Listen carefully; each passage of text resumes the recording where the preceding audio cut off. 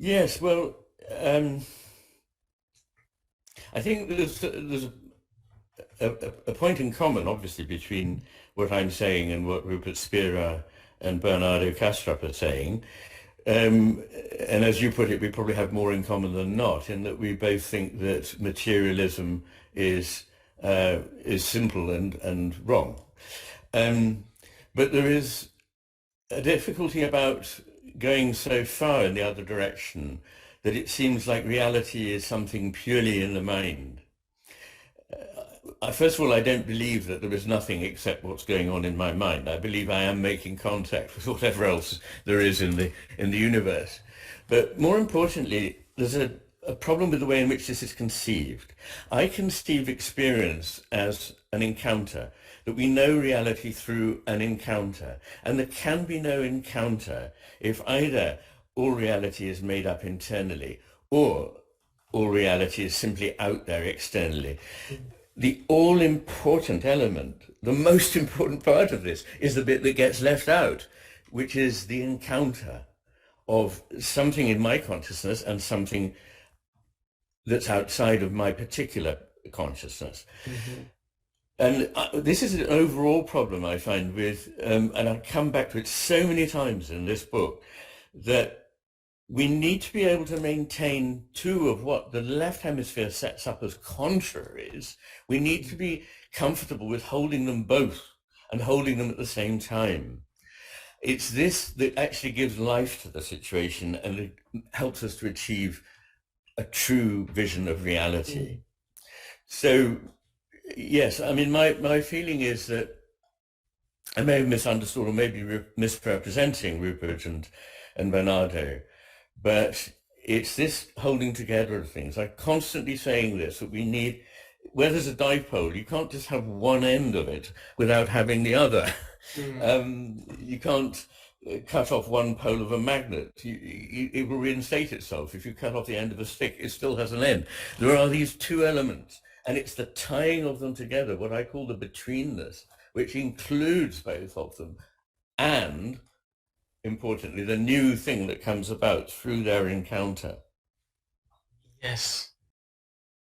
We come to the second and third parts of the book.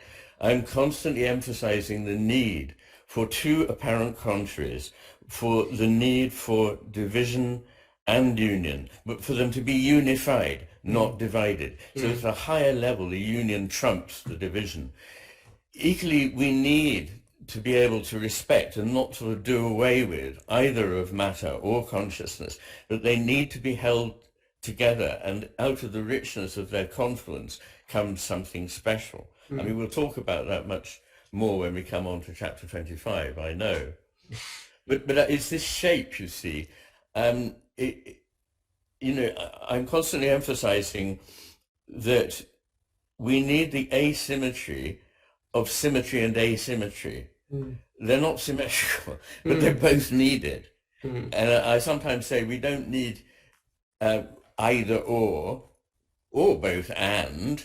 We need both either or and both and. So we need the dividing element and the unifying element together. I think that somehow, to me, points up one of the possible differences that we have, that it's so easy to collapse an uncomfortable dipole. The left hemisphere doesn't like this uncomfortable ambivalence. It wants it clear. And indeed, it wants a category. So it wants you to be a dual aspect monist or whatever. I'm slightly suspicious of these terms. Rather than start off with, as it were, a number of boxes and say, choose one of these and jump into it, I'd rather say, let's not worry about the boxes at all. Let's start from experience, from thinking, from reading, from living, and see where that leads us. Afterwards, you can attach a label to it if you want. I'm not fussed about the labels. Yes.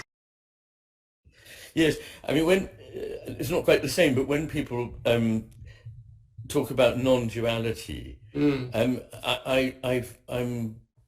happy with that up to a point. But what I think mustn't be lost is the non-duality of duality and non-duality. We shouldn't hold those as wholly alien to one another. Yes. So it's out of this difficult holding together.